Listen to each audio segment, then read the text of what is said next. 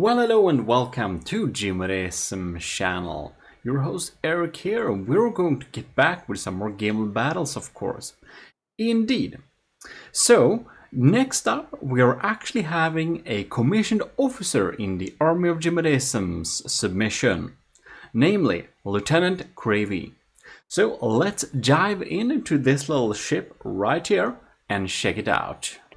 So, here we have this beautiful vessel, which has the name ISV Purgatory MK2b. Yes, and inside of here we have two very smart shields to protect the sides here. So I will be highly surprised if this is not a broadsider. We do seem to have some redirectional armor in the surface here to protect against potential HESH shells. Now the Gimle doesn't use that, but if this wins or loses, it might meet some other ships with HESH shells, yeah? So we should be checking this out a little bit. Inside of here we can see we have a video display. So I banned video displays for this tournament because they lag so much. This is a video display. In any case, and here we have some music. Isn't that nice? Alright, so we're gonna teleport to the bridge, which is here. We have some glass protecting it. Independent surface vessel Purgatory. Count on getting hit. Heavy ships sink easily. And this is of course an alloy slab, so I don't think this will sink very easily. Now it seems to be abiding by the rules, so we don't found any rule breaks there. And we're just gonna check out here. So we have a lot of applique armor. Why? Why would we have so much applique armor? Well, I would probably just have a layer of wood instead. But whatever, floats your boat. Anyways, that was really boring. So, oh, we have more of this structure armor here. Why is that? So maybe it is redirectional. It looks pretty cool though, like this structure. Oh no. Could it be the case that this particular block here, the 4-meter offset, has, let's see, extra health from 5 meters length, plus 25%. Oh my god. I didn't know that. I didn't know that. So, this thing, being 5 meters, has a bonus in health points. So, making a structure using the 5-meter blocks like this is better. Oh wow, that's so cool. Lieutenant Crayv, how have you not reported this back to headquarters? I would like to have known this information. Anyways, that's really cool to know. This ship has also been sitting in my folders for very long, since the wait time for the Gimle battles is pretty long. Anyways, that was really cool to know. That was really cool to know. I like this internal structure to kind of just block things of getting hit. This is a really good example of interior compartmentalization. Something that one should always do for all ships. Interior compartmentalization. The Draconia has a lot of this as well, of course. And here we have a really good example, and we have lots of dangerous system being under the waterline. And it's pretty interesting, we do have pack systems here. So we do have some pretty big packs underneath there. That's under the water. Well, why not? Why not underwater? Works pretty cool. And we have some HP sponge, staggered era, all sorts of things. Well, we're gonna see how this performs in combat. And just to see a little cross section here, we have pretty thin shields to detonate things far away. And yeah, that's really cool. Also, huge thanks to our other commissioned officers in the army of Gmodism. Of course, Admiral Scubarox, Commodore Owen, Lieutenant Anto, Lieutenant Crayv, of which we're looking at a build on, Lieutenant Parbagreed, and Lieutenant Vincent Veritas. Your monthly support helps a lot. Let's get into the first round. So, here we are in the first round, so let the time go. So, here we can see the Purgatory by Lieutenant Crayv. Oh, we need to pause here. What happened? Oh my lord! That's a lot of torpedoes. Okay, we have a lot of torpedoes. The Gimle has a pretty ass torpedo defense, so that's a good strategy. I do think I remember we talked about this before. Anyways, first cram shots missed. And here we can see we have a lot of missiles popping in there, getting cleaned up by lambs. We need to look what's happening with the torpedoes here. The lambs are trying to deal with them last minute, and of course they're not going to reach there.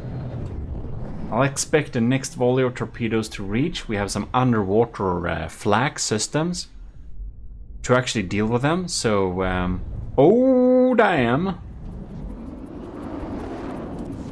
Bam! What was happening here? Okay. Anyways, let it play out. Okay. We have mortars popping in there. Gimle did not deal with them. Purgatory is at 97, Gimle is at 96, so very, very close so far. We can see the exterior layer here is getting attacked by those torpedoes. The Gimle's crams seem to be able to go through pretty easily. However, oh my. However, these shields are of course built so that any crams coming this way will detonate not far inside the ship. It's a very smart strategy. You can see here they are. And they're you see this perfect matching here. I don't know if I just set up general distances, or perhaps Lieutenant Crayv looked at the Gimle's exact detonation distance and made the shields be this distance accordingly, which would be the smart approach. Wow, man, look at that. That's pretty cool. Okay, anyways, let it play out here. Yeah, these crams ain't reaching. Surprisingly enough, I think we are dealing more damage with our pretty crappy mortars. The Purgatory and the Gimle is both down to 93%, so this might be a very interesting battle. Damn, those mortars are, for once, not a joke. No! I think we have a damaged pack system down here, possibly. Because that looked like a RTS animation of a character dying. Gimle shoots back with some of those. Alright. I do think the Purgatory must have been submitted before the fire update too. So the interesting thing is that even though people may have tested stuff against the Gimle to make the absolutely best performing thing they could do that would certainly win against the Gimle, after the fire update, you don't know if that changed. Oh, that was destroyed. Look at that, the Gimle is going pretty deep in the water here though. I do think we have not so much engine power because of what's happening here, I wonder. Funnily enough, the Purgatory is actually not in the lead anymore. The Gimle looks like it's in a super sad state. I do feel we just must follow the Arcobalista Invictus Sabot shells here. Because I do want to see where we're penetrating. Okay. Because this is just gonna melt through the shield, obviously. Oh man, that's so quick. Okay. Yeah. Man, okay, so it's already on the other side, outwards. Oh, look at that. It didn't hit anything very important, it seems like. Well, quick stuff. Now, due to the angle, some of the crams are getting through a little bit. I do feel the shields would have been a little bit higher. Would have been pretty good for the Purgatory. Miss. Oh, are we having decoys up here, I believe? I think we are, because the Vigoletta is trying to shoot at this decoy. That's a pretty good strategy for making us waste a lot of shots.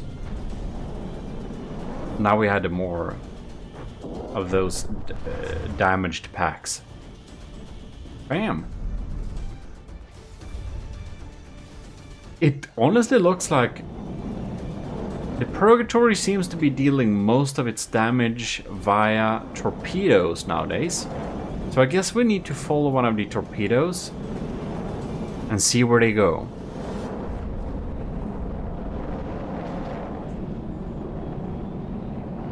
Two hours later.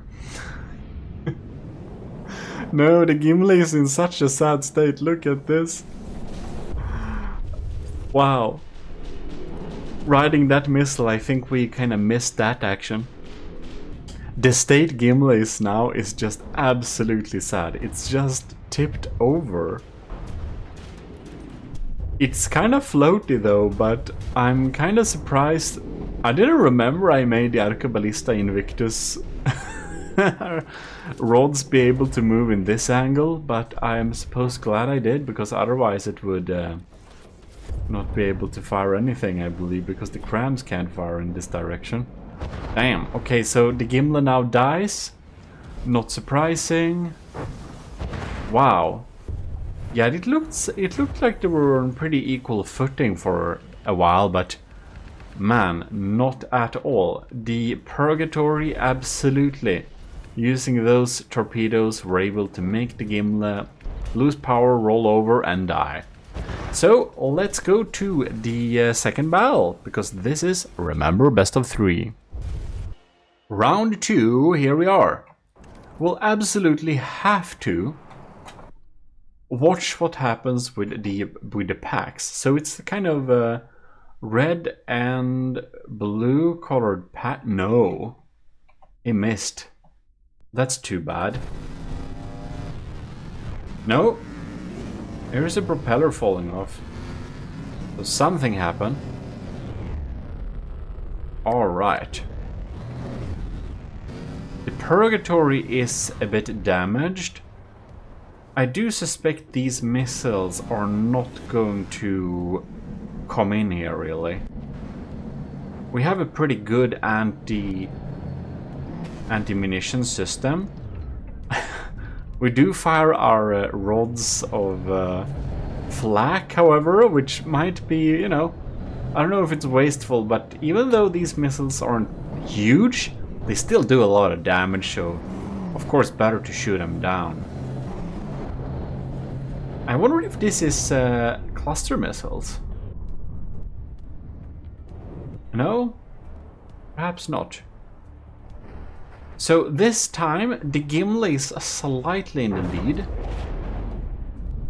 but I do suspect Purgatory to be able to turn this around again because of these beautiful shields, making sure that our lieutenant stays safe from the detonator turrets on the Gimle. Now, the detonators got through to the first layer here, but you can see it's still, yeah, it's absolutely no risk of anything really. Gimle is now down to 95%.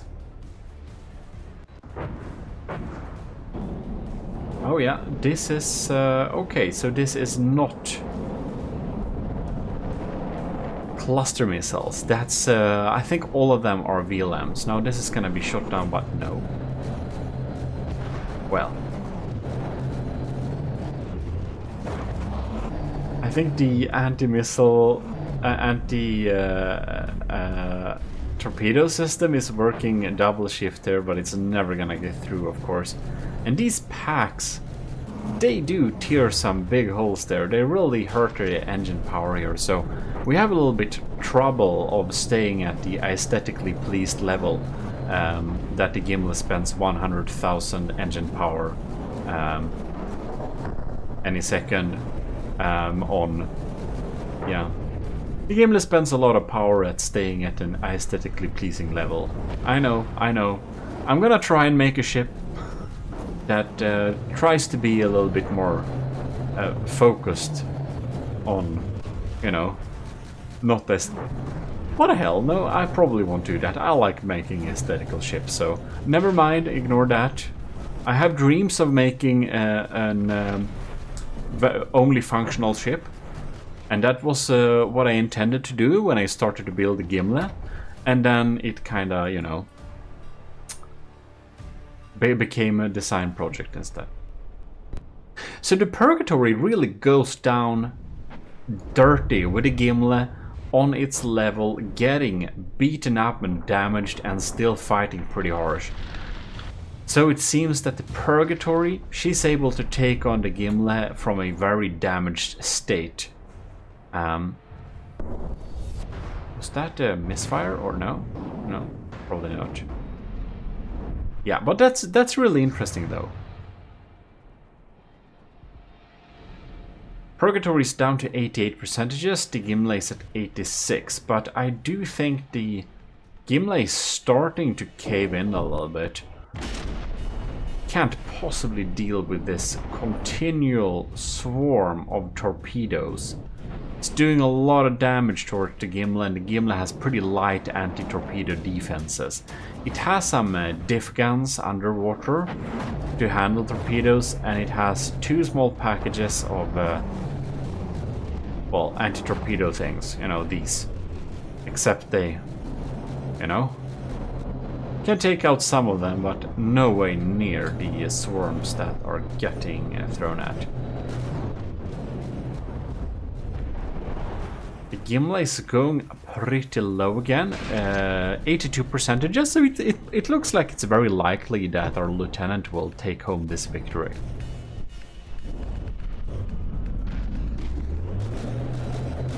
The dinner party seems to be pretty much unharmed for now, which is good. And these rotating. Okay, that's not the shot I wanted to ride. I don't even think the cannons on the Gimle can reach that far, but man, this decoy, that's so smart. Having rotating decoys on sticks is probably something I should implement, because it's so impossible to hit the decoys when they're spinning around like that. Honestly, I've heard about this tactic for a long time. Oh, look at that! The Gimle is despawning! I think it's just came to the level, it's just damaged enough to despawn. Alright, that is a clear win for the ISV Purgatory MK2b by Army of Gmodism Lieutenant Crayv.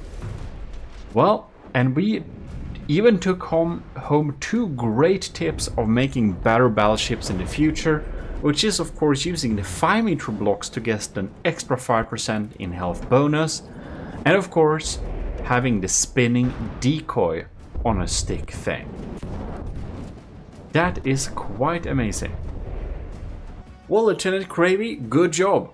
That's a clear victory. We're gonna look a little bit at a third battle. So of course, if you reach this part, it's of course very official. Lieutenant Crayv has won this challenge and goes to the winner's bracket, of course. But we're just going to look a little bit at a third battle so that we can not spoil anyone that hasn't seen this part. And we're going to look here, see if the first pack hits. Actually hits a little bit there. man, that pack can deal so huge damage in the beginning there. That's actually pretty impressive. If it shoots packs in this angle, it has the potential to take out basically all of the anti-missile or anti-torpedo turrets, or a good bit of the propulsion.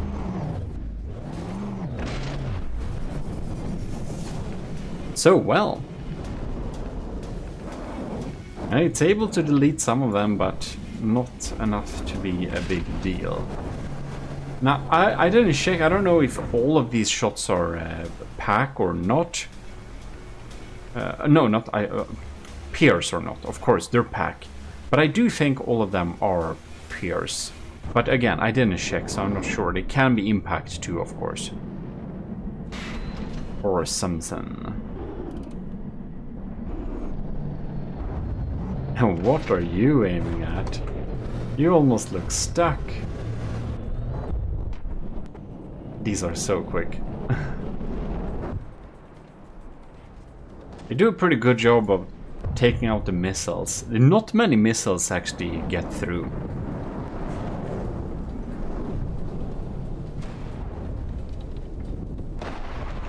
And it's really interesting with this battle with the Purgatory, is that the Purgatory, she and Gimle seems to be kind of on the same level, right? Until around the 90% mark, then you really see that the Purgatory, she hasn't taken that much damage, but the Gimle has taken a lot of damage.